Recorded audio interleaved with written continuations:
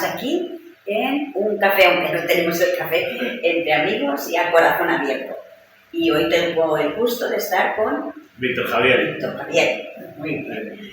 Víctor Javier, gracias por haber aceptado la entrevista, que siempre lo hacemos para bendecir a las personas, para que a través de los testimonios pues podamos ver cómo el Señor se muestra en cada persona y Él, a través de todo lo que nos ocurre en la vida, pues todo lo que dice para los que aman al Señor, todas las cosas les ayudan a bien. Así que, pues bueno, quisiera preguntarte, bueno, tú no eres de aquí, ¿de dónde eres? Soy de la República Dominicana y llevo unos años aquí en España viviendo allí. Tengo 15 años. 15 años aquí en España. Bueno, vamos a empezar un poquito por allí. Naciste en República Dominicana. Cuenta un poquito de tu niñez, de tus padres y cómo fue un poquito tu juventud. Primeramente, mi niñez al principio fue bonita, pero al final cuando iba creciendo y cogiendo un poco de conciencia, un poco de cómo era la vida, tenía apenas unos 6 años cuando ya empecé a ver cosas en la familia que un niño realmente no debería de ver a esa edad. Resulta que era no por desgracia, sino por circunstancias de la vida. Mi padre fue profesor de taekwondo y tenía un pequeño problema, lo cual solo manifestaba en la casa. Él era bebedor, alcohólico, entonces en muchas ocasiones llegaba a la casa violento y bueno, insultando, haciendo daño. Y pude entender, claro, que son situaciones que pasan que perjudican a un niño a temprana edad. Resulta de que, bueno, a mí me chocó bastante hasta el punto de que yo me asustaba, me olvidaba encima del miedo, eso fue provocando en mí mucho miedo, mucha inseguridad y a la misma vez también violencia. Iba creciendo con esa inseguridad, con ese miedo, porque en torno a la casa tuve un padre que era violento, ¿no? Y le golpeaba también a mi madre y poco a poco pues fui metiéndome más en problemas cuando fui creciendo y bueno, también más violento cada vez más y eso fue un poco así lo que es parte de mi niñez, cuando en casa veía que mi padre llegaba borracho a la casa y actuaba con violencia. Bueno, la importancia de los primeros años de vida, los primeros años de la niñez, que marca también nuestra vida. Claro, si tú estuviste viviendo eso, eso marcó parte de tu vida. ¿Tú tienes algún hermano? Sí, ¿no? Sí, tengo otro hermano mayor. Y mi padre tuvo otra relación y tengo otro hermano de parte de otra mujer.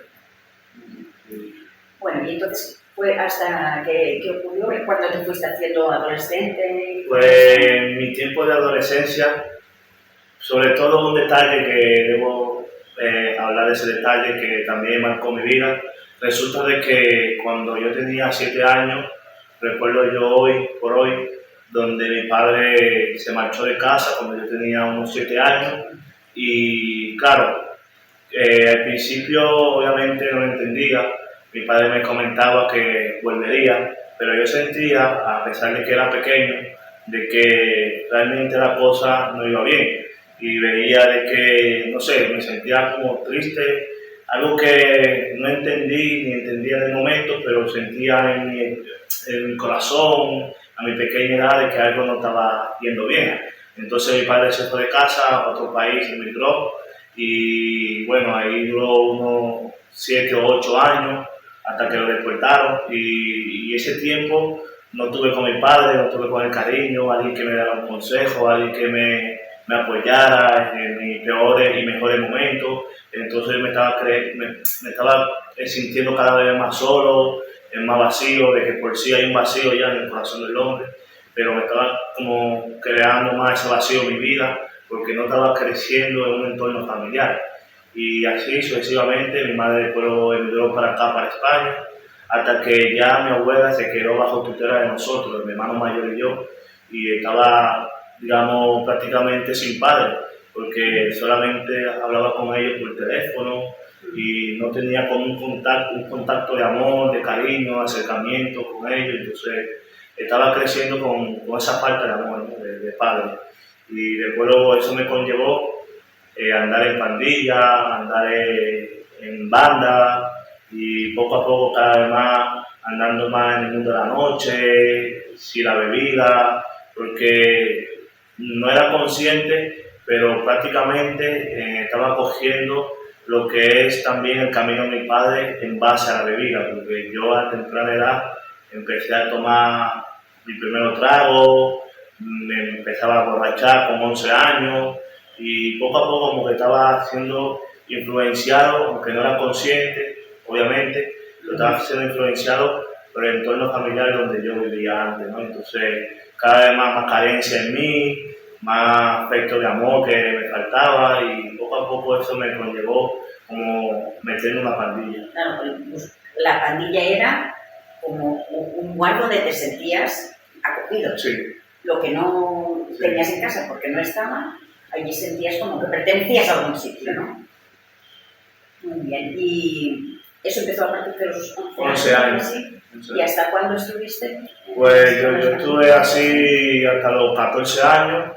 Después luego estaba ya en otro nivel, por decirlo así, porque al ser más grande, pues uno tiene como más habilidad o más facilidad de hacer las cosas y ya me juntaba con gente que no tenían que haberme juntado, que bueno, son personas iba subiendo de nivel. Exactamente. Iba subiendo de nivel. Y que hoy por hoy muchos de ellos están muertos, otros están presos y claro, y eran, digamos, también jefes de pandillas que robaban, atracaban, vendían drogas y todo eso y yo estaba rodeado, yo estaba metido en ese ambiente, entonces luego empecé a beber, a más aún todavía, a vender también, a fumar también y poco a poco como que estaba cayendo más en el mundo de la droga, porque empecé también... Una cosa lleva a la otra, sí, una cosa lleva a la otra.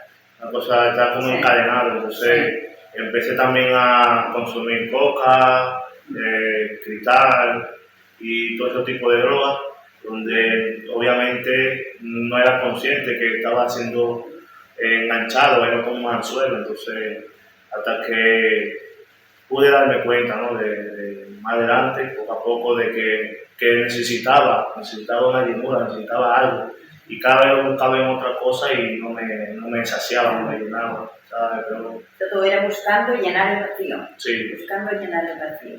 Un vacío que era insaciable porque probaba una cosa, me satisfacía en el momento, pero realmente volvía de nuevo el vacío y cada vez más.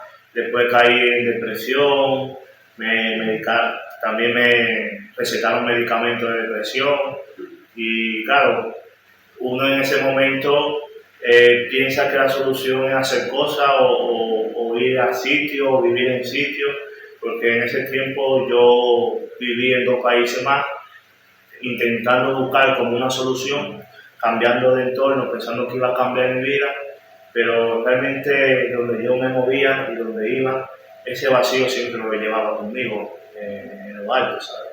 Entonces yo necesitaba y no sabía que tenía heridas, tenía rencor, resentimiento, tenía odio hacia mi propio padre, porque sentí de parte de ellos como abandono. ¿Te habían fallado? Sí, como me habían fallado. Y era persona, sobre todo mi madre, una mujer trabajadora y siempre ha sido el trabajo. Mi padre trabajaba, pero también lo que pasa es que tenía esa debilidad con el tema del alcohol. Entonces lo mezclaba entre su profesión, el alcohol, porque taekwondo conocéis que es un deporte que si no se controla es muy violento. ¿Él siempre ha trabajado con eso? Mi padre. Sí. Mi padre siempre ha sido profesor de eso. Aparte que tenía otro trabajo, pero él también tenía, digamos, ese trabajo de profesor. Eso de taekwondo y bueno, y después luego eso de que tuve varias ocasiones en el calabozo por circunstancias, por malas decisiones que había tomado y eso de que luego poco a poco pues me hablaban de Jesús, yo no quería como hacer caso porque realmente no me importaba en ese momento cuando me hablaban de Jesús, porque quería seguir con mi vida que creía que era lo que me llenaba, ¿no? Creía lo que me hacía feliz, pero el mundo de la noche, la fiesta, de irme con los amigos, y claro, y cuando me hablaban de Jesús yo rechazaba, no hacía caso, porque no quería o no tenía como tiempo para Jesús en ese momento que se supone que estaba yo disfrutando la vida, pero verdaderamente no era un engaño. Y así. ¿Y hasta cuándo fue que tú te diste cuenta o que viste que no podías, que no era aquello? Claro. Yo tengo ahora 32 años, yo tenía cuando eso 20 años, o sea, hace ya 12 años, y hasta que pude abrir mi corazón a Jesús, donde poco a poco fui entendiendo cosas que... ¿Eso fue en República Dominicana? Aquí en España. Aquí. ¿Cómo fue que viniste a España? Yo como te comento, yo por ejemplo no tenía ese acercamiento a mi madre, no tenía ese cariño. Porque mi madre estaba ya aquí en España. Estaba aquí en España después de muchos años. Y entonces resulta de que, claro, mi madre me solicitó. Yo al principio estaba como alegre y no alegre, porque decía, yo no quiero volver de nuevo a España, o sea, ir a España porque no conozco bien a mi madre, no tengo relación con ella, y allí tenía amistades, tenía ya amigos, y yo lo decía también porque yo tengo un primo allí que fue sicario, o es sicario, en República Dominicana, y cada vez nosotros nos movíamos de un barrio a otro, porque se metía problemas con la justicia o mataba a alguien, y entonces resulta de que ya estaba cansado yo de estar mudándome de un sitio a otro, y cuando mi madre me solicitó de venir aquí a España, ya yo estaba, digamos, adaptado en el lugar donde tenía como 3 años viviendo. Entonces yo decía, otra vez me tendré que desplazarme, moverme, conocer personas nuevas. Y de cero, otra vez. Sí, empezar como de cero, y eso no quería porque yo estaba cansado de andar de un lado para otro, de estar moviéndome. Entonces, ya que estoy aquí adaptado, no quiero hacer lo mismo de nuevo. Y hasta que después luego me salieron los papeles, la visa, y pude venir para acá. Y ahí es donde empecé con el tema de la marihuana, la cocaína, el éxtasis, el cristal, también beber mucho. Y claro, yo a veces me encerraba en casa y bebía y me emborrachaba solo porque había una soledad, una depresión. Y como no conocía bien a mi madre, por circunstancias de la vida, porque ella salió del país por un porvenir, pero realmente no nos damos cuenta el daño que podemos provocar en tomar esa decisión. Por eso los niños y los hijos es fundamental en ese periodo de tiempo. Es fundamental de que los padres estén presentes, estén dándole ese cariño, ese amor, ese consejo que necesitan. Yo no la culpo porque ella lo hizo por un bien por nosotros, pero sí que es verdad que eso provoca en el niño un impacto negativo. Entonces eso, después ya vine aquí a España, después que mi madre me solicitó, y comenzar de nuevo, desde cero, y eso pues. Estamos ahí, después conocí de Jesús aquí, varias circunstancias que me pasaron aquí en España, en el tiempo de la crisis que hubo, en el 2012 que hubo una crisis. Entonces ahí ya mi mente estaba maquinando hacer cosas malas, y empecé a andar con personas en diferentes puntos de aquí de Cataluña, a trapichar, empezamos a vender ahí, y por una necesidad, porque sí que es verdad, he tenido documentos desde el primer momento que llegué, pero no había trabajo, había mucha necesidad. Entonces pues eso, claro, me llevó a esa necesidad de hacer cosas que no había hecho. Empecé a andar en ese ambiente, estuve a punto de meterme una pandilla aquí en España, pero pude, digamos, abrir los ojos a tiempo y no tomé esa decisión, gracias a Dios, de meterme en esa pandilla, ¿no? Y entonces, pues, claro, después de ahí pasé a otros lugares de aquí de España, anduve en otros países también, buscando un porvenir, intentar buscarme la vida de alguna manera, y no la encontraba. ¿Y cuándo fue que tuviste ese encuentro con Jesús, con el Señor? Sí, la verdad que ha sido como, sí, ha sido como varios detalles que me sucedieron en mi vida. Resulta de que yo por eso, yo me pongo a veces en los zapatos de la persona, porque Dios se puede manifestar de varias maneras a la persona. En mi caso no se manifestó directamente y en el momento, fue como poco a poco el Señor me permitía ver cosas, sentir cosas, y claro, y esos detalles yo lo iba como enlazando con otros.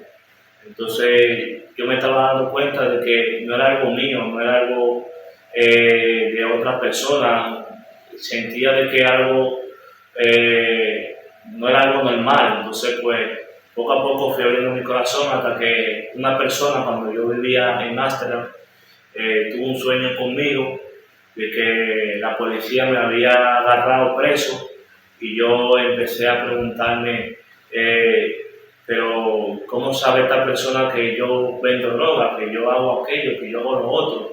Entonces empecé a deducir que eso se lo habrán dicho. Incredulidad mía, yo lo entendía, hasta que justamente al día siguiente la policía me pilló y pude zafarme de la policía, pude correr y me estaban buscando porque estaba trapichando dentro de una discoteca. Entonces, claro, ahí en ese transcurso, cuando yo estaba corriendo y me pude zafar de la policía, me acordé del sueño que me dijeron a mí. Entonces yo dije, Dios, si me saca de esta situación, yo te juro que iré a la iglesia. Y entonces empecé a ir a la iglesia, y ya de antemano situaciones también que había sucedido en mi país, de una tragedia que Dios la usó para bien. Mi hermano resulta de que habían dicho un sueño a mi hermano de algo que había pasado o que le iba a suceder, y resulta que a mi hermano lo habían apuñalado, lo habían dado machetazos, porque mi hermano estuvo también en el mundo de la droga y en el mundo de la pandilla, y estuvo entre la vida y la muerte unos 26 días, estuvo en la UCI. Entonces, claro, eso también hizo que yo enlace esa situación que le sucedió a mi hermano con lo que me sucedió a mí viviendo en Ámsterdam cuando yo vendía droga.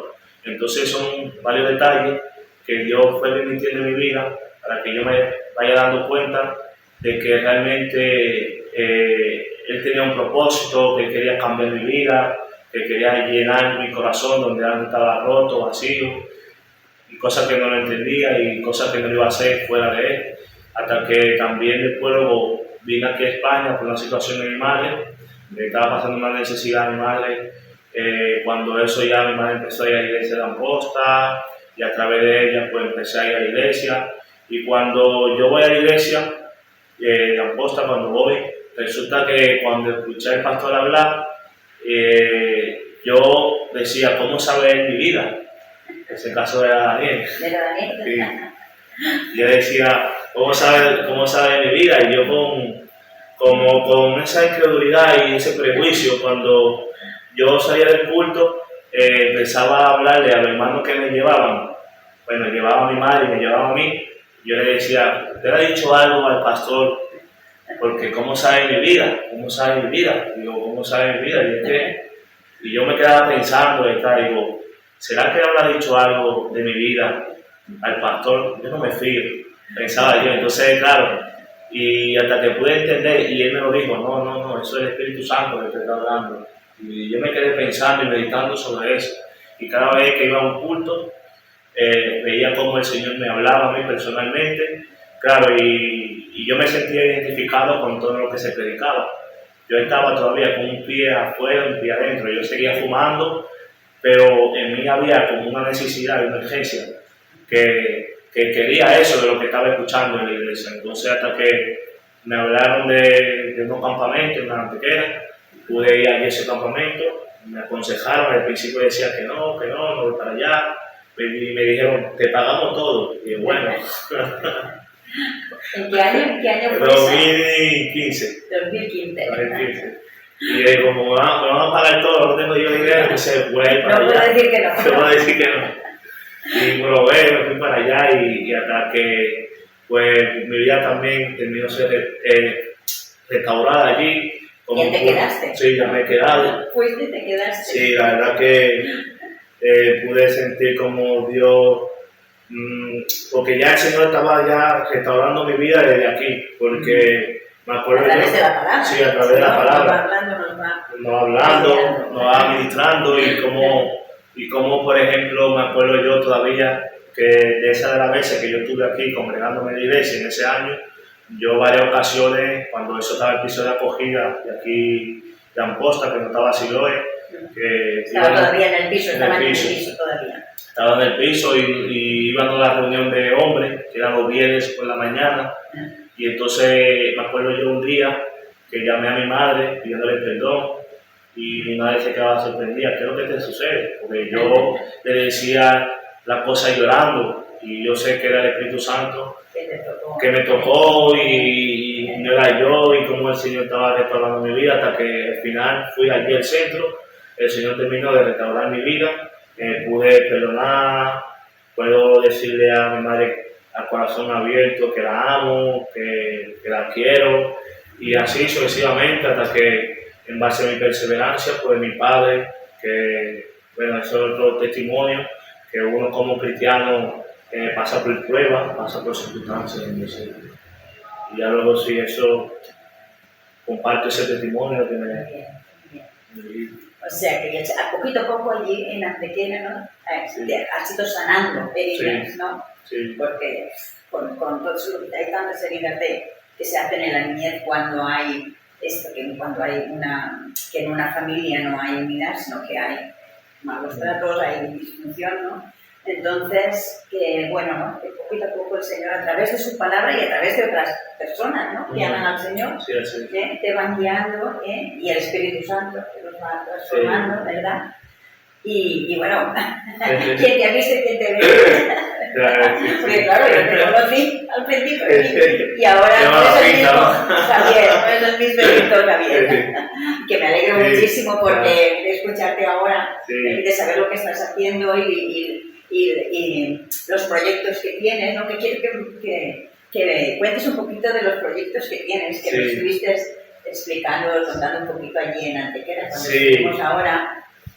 Y yo, ¿Qué proyectos? Porque ahora, gracias a Dios, has restaurado tu vida y bueno, en estos años has tenido muchas experiencias y me gustaría que contaras un poquito de los proyectos que tienes. Vale, sí, yo por ejemplo, uno de los proyectos que tengo hace el tema de jóvenes, pero antes de contar el proyecto, que contar un pequeño testimonio, porque yo creo que cuando uno entrega su vida al Señor, después luego vienen como diferentes etapas del cristiano y uno pasa por diferentes procesos para que el Señor te pula o no pula y vaya transformando nuestro carácter y vaya haciendo de nosotros conforme a su imagen y semejanza, como dice la palabra de Dios.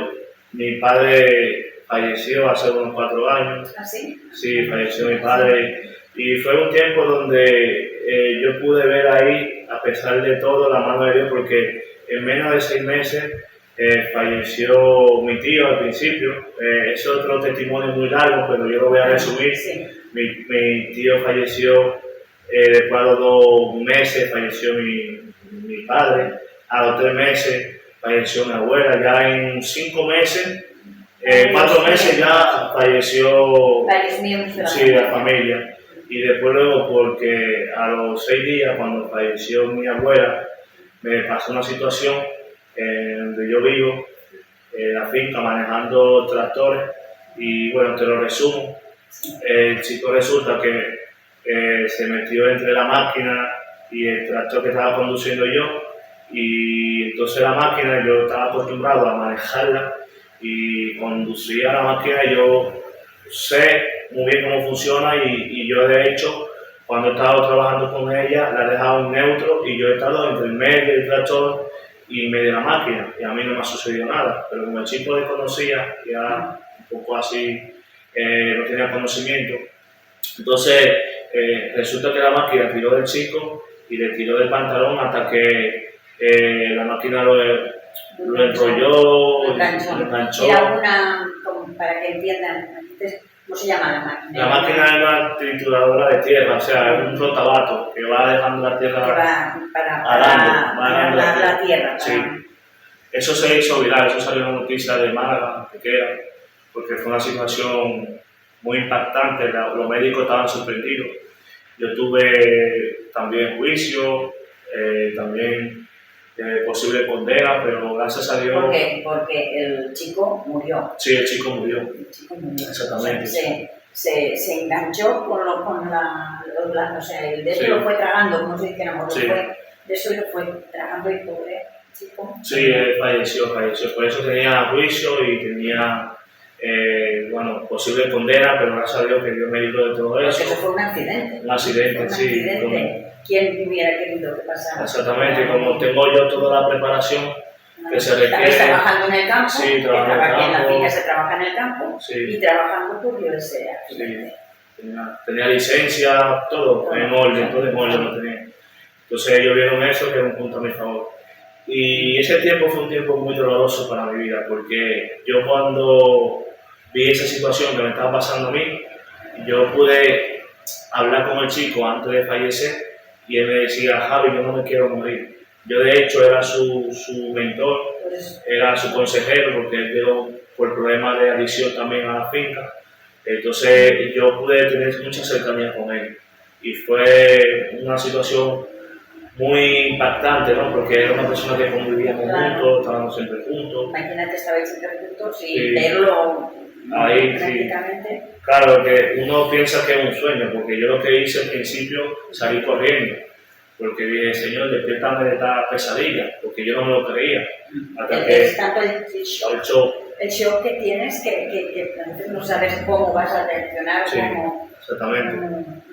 Tiene que ser tremendo, tiene Sí, que ser algo tremendo. Bastante fuerte, entonces yo pude entender, porque cuando yo vi a este chico, lo vi debajo de la máquina, enrollado, yo pude entrar debajo, y cuando le vi la parte de la cadera como la tenía, nunca esa imagen se me va a ir de la mente, porque él estrechó, él tiró su mano, y yo le agarré la mano de él, y después más adelante el Señor me hablaba a mí. Yo sé que es un ejemplo, digamos, poco común y no debería ser quizá un ejemplo, pero Dios me habló a través de la escena que yo vi en ese momento, porque el Señor me hablaba a mí personalmente, que fue una de las razones que yo pude sentirme sano, libre de condenación. De contigo mismo, Sí. claro, porque aunque sabías que era un accidente, es algo muy importante decir, a ver, yo estaba culpable.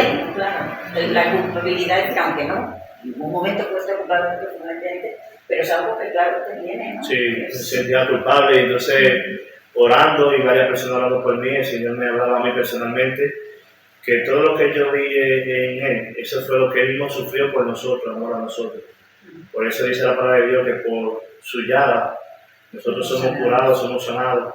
Entonces yo sé que la escena que Él vivió y yo viví fue una escena muy dolorosa y impactante, pero el Señor me hablaba a mí eso personalmente, de que lo que Él vivió, Jesús, fue por amor de nosotros. Él sufrió por amor de nosotros, porque nos amaba y porque nos ama.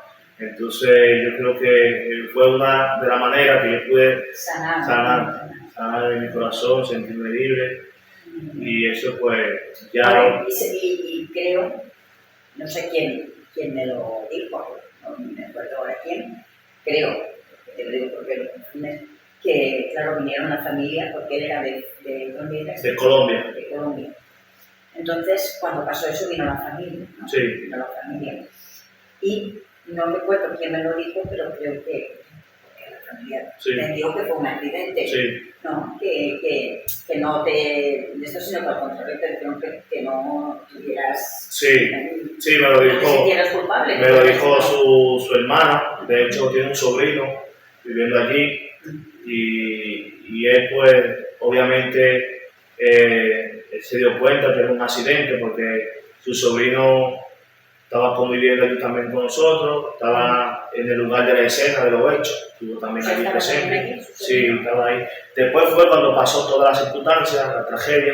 Estaba allí, nos pusimos ahí en un grupo de rodillas, estaba orando para que sea el Señor que obre. Y bueno, después de ese proceso, el Señor, en verdad, yo vi que era una prueba, porque antes de eso, yo le decía a muchas personas, y eso es importante, como dice las Escrituras, aprovechando bien el tiempo, porque los días son malos.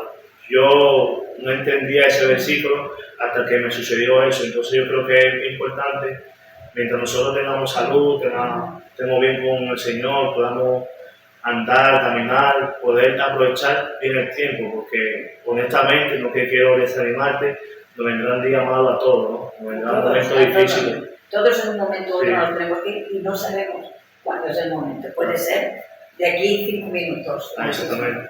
Entonces, quién sabe si mañana estaremos vivos, ¿no? Sí. Entonces, tenemos que estar a cuentas con Dios, siempre a cuentas con Dios, ¿no? Sí, Para que cuando nos llamen, que podamos decir, ¿no? Como en estos días estamos viendo, ¿no? Lo de la noticia de allí, de América, de este joven, ¿no? Sí, que asesinaron.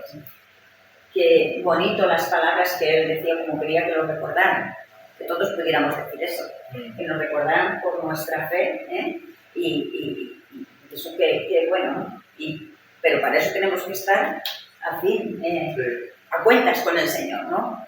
Porque Él nos puede llamar en cualquier momento y que, como dice, cuando lleguemos allí, es que bueno, buen siervo y fiel, en lo poco has sido fiel, en lo mucho te pondré, ¿no? Así que lo podamos decir todos, ¿no? Cuando lleguemos allí a su presencia. Sí, porque y cuando estamos así aprovechando el tiempo, pues cuando venga ese momento difícil, pues creo que es más fácil lo podemos superar, ¿no? Se supera, pero si estamos buscando de Dios, nos estamos llenando de Dios, pues Él nos da la fortaleza en esos momentos difíciles. Él nos cubre con su gracia y nos protege. Y en base a eso, pues Dios me levantó como líder de jóvenes. También estoy ahí, he ido a la misión a varios países. La verdad que pude ver la mano de Dios en cada país que yo he ido. He estado ayudando en centros de rehabilitación de personas que están enganchadas al fentanilo, gente que están consumiendo crack, heroína. ¿En qué países has estado? Yo he estado en 7 países. He estado en México, he estado en Salvador, he estado en Honduras, he estado en Panamá, he estado en Colombia, he estado en Turquía, he estado también en Venezuela. Y he estado también, bueno, en mi país, digamos, que estaba en 17 provincias, con frontera con Haití, ayudando también a centros de rehabilitación, repartiendo Biblias, gracias a Dios. Hemos repartido entre Centroamérica alrededor de 1000 Biblias, más o menos, aproximadamente. Y hemos estado sirviendo también como peluquero en otros lugares. ¿Por qué? Sí. Peluquero, te has sacado tu mi carnet, sí. Bien, Tengo mi certificado de peluquero. Y bueno, hay más cosas que iba haciendo para gloria de Dios, ¿no? Para poder también ayudar a otras personas que nos necesiten. Un buen oficio para eso, porque Sí. allí donde vas, con unos cuantos instrumentos Sí. puedes trabajar y bueno, es una buena cosa, ¿verdad? Sí, hemos estado ayudando en residenciales también para ancianos, cortando el pelo gratuitamente, sin beneficio, sin un lucro, porque queremos que se vea a Jesús, ¿no? A través incluso de eso, ¿no? Y hemos estado así sirviendo a iglesias, soldando, en temas de construcción, a pastores, y la verdad que uno nunca sabe hasta dónde uno puede llegar cuando uno recibe a Jesús en su corazón y se mantiene perseverando, ¿no? No sabe el impacto que va a tener, eso lo sabe Jesús, lo sabe Dios, ¿no? Y lo único que nos toca, como dijo antes aquí la hermana, y Marisol le dijo que debemos ser fieles, ¿no? Ser fiel y poco a poco Dios seguirá poniendo. Pues bueno, Sí. me alegro muchísimo. Estoy contenta porque de verdad que he visto tu proceso y veo cómo has ido creciendo en el Señor, madurando y bueno, que ahora pues dará gozo de escucharte y de ver todo lo que el Señor está haciendo y lo que va a hacer y lo que va a hacer. Amén, con un corazón dispuesto para el Señor, lo que Él va a seguir haciendo. Amén. Por eso estamos, ¿no? Eso es la alegría que nos da servir al Señor, de poder ver vidas transformadas como la tuya. Que bueno, Y bueno, creo que hemos aprendido un poquito esto de la importancia, de resaltar la importancia de cuando son pequeños los niños, del padre y de la madre, de un buen ejemplo, claro, porque si tenemos un mal ejemplo, de un buen ejemplo y de estar y de la presencia. Por ejemplo, y presencia con los niños, al menos hasta que ya tienen cierta edad, porque si no, pues luego vienen todas las consecuencias y a veces podemos pensar, ay sí, bueno, pues que lo dejo porque voy a ganar más dinero para hacer esto y lo otro, y resulta que después no te sirve de nada ese dinero porque lo tienes que gastar en psicólogos, en psiquiatras Entonces, todo lo que has hecho no te sirve de nada. Más vale a veces tener menos, pero tener más presencia y que nuestros hijos puedan crecer sanos emocionalmente, físicamente, pero emocionalmente. Porque hoy en día hay tanta confusión y tanta, se llama esto mental, ¿no? O sea, el problema mental el problema mental es tan tremendo y todo viene, la mayoría de las veces viene por la niñez y por las cosas que han pasado de jovencitos, por la falta de padre y la falta de madre, de tener, porque la inseguridad, o sea, no saber quién eres, no saber dónde perteneces, eso te crea una serie de problemas que luego están por los centros llenos de todos estos problemas.